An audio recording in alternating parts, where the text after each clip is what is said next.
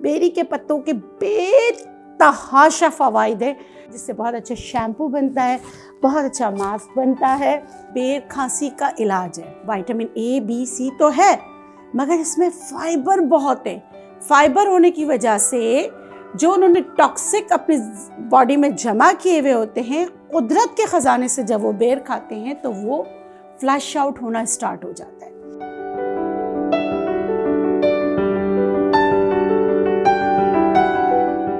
बिस्मिल्लाहिर्रहमानिर्रहीम, अस्सलाम वालेकुम। इस उम्मीद के साथ मेरी सोशल मीडिया फैमिली खैरियत से होगी। मैं हूँ नेचुरोपैथ डॉक्टर बिल्किस।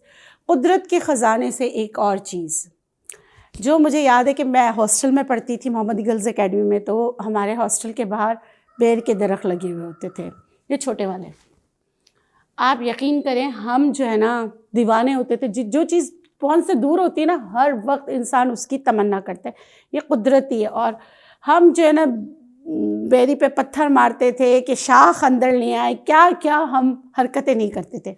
और बेरी पे तो बहुत सारे लोग पत्थर मारते हैं, लेकिन कहते हैं कि भाई बेरी के दरख्त पे पत्थर जो है ना 12 बजे, कुछ लोग कहते हैं, हो सकता है मिथ तो हो सकता है सही हो सकता नहीं हो, कि जो है ना ज़वाल के टाइम जो है ना बेरी के दरख्त के पास नहीं जाना चाहिए।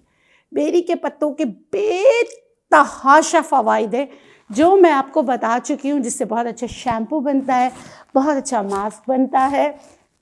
मैं कहूँगी रिजवान से कि वो यहाँ पर दोबारा लगा दे ताकि आप उससे भी मुस्तफ़ीद हो सकें।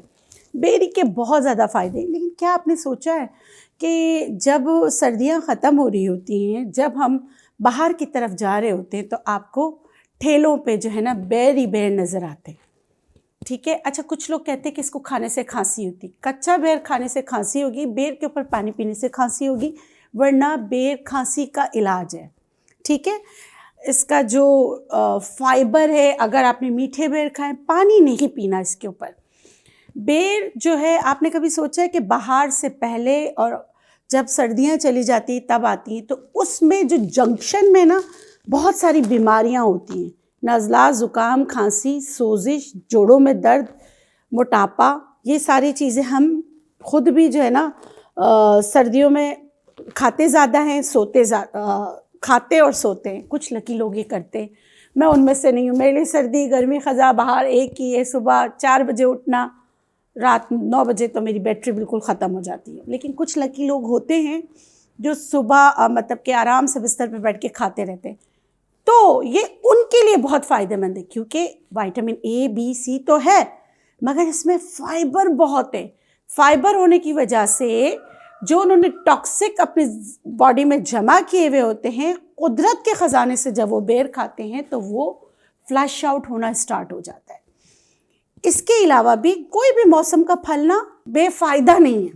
आप हर मौसम का फल जो है उसका इस्तेमाल ज़रूर करें और उसका भरपूर कुदरत का फ़ायदा उठाएं, ताकि क़ुव्वत मुदाफ़ियत, आपकी इम्यूनिटी अच्छी हो और आप बीमारियों से लड़ने की आप में एक शक्ति आए और जो है ना आप लड़ सके बीमारियों से।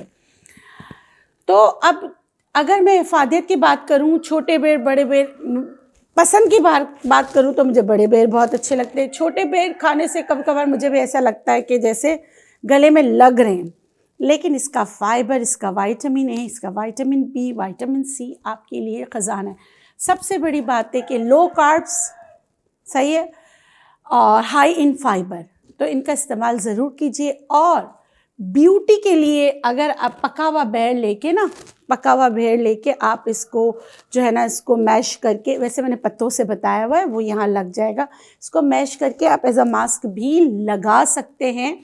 खांसी के लिए पका हुआ बेर बहुत अच्छा होता है, अगर इसके ऊपर पानी नहीं पिया जाए, ख़ासकर वो जैसे वो वाली खांसी जिसमें ऐसा लगता है ना कि पसलियाँ दर्द हो जाती है और डॉगी वाली खांसी होती है, ऐसा लगता है 10-20 डॉगी एक साथ बोल रहे होते हैं ना, ऐसे।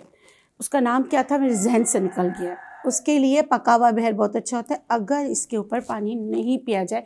मैं बार बार रिपीट कर रही हूँ, पानी नहीं पीना, तो इसका मतलब है कि पानी पीने से ना माइनस प्लस माइनस हो जाएगा, इसकी इफ़ादत आपको नहीं मिलेगी। और फल आपको पता है, हमेशा कहते हैं कि ना 4 बजे से पहले खाना चाहिए, तो आप इस को 4 बजे से पहले भी कर, लेकिन इतना लाइट होता है कि अगर रात को भी, अगर जिनका वो कॉन्स्टिपेशन वगैरह होता है वो रात को भी अगर खाएं तो उनको फ़ायदा करता है, क्योंकि फ़ाइबर ज़्यादा है तो कॉन्स्टिपेटेड लोगों के लिए फ़ायदा करता है। और कॉन्स्टिपेशन है बीमारियों की माँ, तो इसका मतलब ये आपके गट हेल्थ के लिए कितनी अच्छी है। तो ये वीडियो बनाना ज़रूरी इसलिए था कि आजकल हमारे पाकिस्तान में बहुत सारी बीमारियां फैली हुई हैं, उसके लिए तरह तरह से लोग जतन करते हैं, तरह तरह के वाइटामिन्स का इस्तेमाल करते हैं जो इन्हीं फलों से बनता है या इन्हीं फलों को देखते हुए चीज़ें बनाई होती। तो कुदरत के ख़जाने में जो चीज़ आई हुई है उसका इस्तेमाल करें।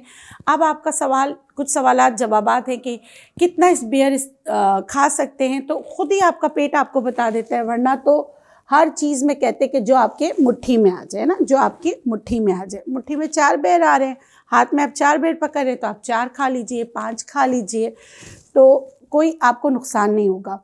और मैं बहुत सारे ऐसे लोगों को अपने उस असातिज़ा को जानती हूँ जो दोपहर का खाने में सिर्फ बेर खाते हैं।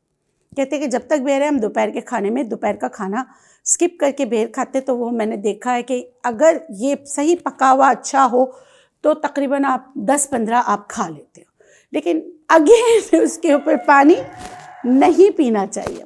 पहले तो आप ये वीडियो देखें जो मैंने इसके पत्तों से बनाई थी। जो दावे करते हैं ना कद से भी लंबे बाल, अगर सच में आपने ये तेल बना के इस्तेमाल किया तो इससे वाकई में, पहले तो मैं यहाँ से ले रही हूँ सफ़ेद तिल का तेल, ठीक है, ये 1 किलो में बनेगा। 1 किलो मैंने लिया सफ़ेद तिल का तेल।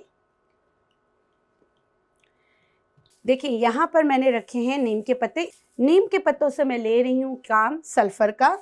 मेथी दाना से फ़िश यानी कॉड लिवर ऑयल के जो फ़ायदे हैं वो आपको मेथी से मिलेंगे, ठीक है। ये है चुकंदर के पत्ते और यहाँ है कड़ी पत्ते, ये है पालक, अगेन जो है आयरन का ख़जाना। इसके साथ यहाँ पर हैं बेरी के पत्ते। अब किया क्या है कि सफ़ेद तिल का तेल सुखाने रखा है और इन पत्तों को मैंने पहले से अधमरा कर लिया है, ठीक है। इनको मैं इस तरह क्रश करते हुए, अब इसमें ये है कि अज्जा अगर आप पूछेंगे तो सारी चीज़ें हम वज़न होनी चाहिए और जितना गुड़ डालेंगे उतना मीठा होगा। जब आपका तेल का कलर ग्रीन हो जाए और आपके पत्तों का पानी बिल्कुल खुश्क हो जाए और हल्के हल्के ब्राउन होने लगे तो आप समझ जाएं कि आपका तेल तैयार है। सारे पत्ते हम वज़न लिए हैं। ये तेल क्या करेगा, आपके बालों का ये एक मल्टी विटामिन तेल है जो आपके बालों के जुमला अमराज में को ख़त्म करने में आपकी मदद करेगा। तो इस उम्मीद के साथ कि बेर का इस्तेमाल करेंगे, बीमारी भगाएंगे, सेहतमंद रहेंगे, खुश रहेंगे। जब बीमार नहीं होंगे, जेब पे बोझ नहीं होगा, डॉक्टर्स के पास नहीं भागेंगे, तो हर कोई खुश रहेगा। मेरी दुआ भी यही है कि आप लोग खुश रहें, शाद रहें, आबाद रहें, जिएँ और जीने दें। अल्लाह नेगेबान, अल्लाह हाफ़िज़। अपना बहुत सारा ख्याल रखें। अल्लाह गफ़ूर रहीम आपको औलाद के गम से महफूज रखे। थोड़ा सा ख्याल इस चैनल का भी कीजिए। प्लीज़ मेरे चैनल को लाइक कीजिए और अगर आपको लगता है कि ये किसी के लिए बेनिफिशियल हो सकता है उनके साथ शेयर भी कीजिए। अल्लाह नेगेबान, अल्लाह हाफ़िज़।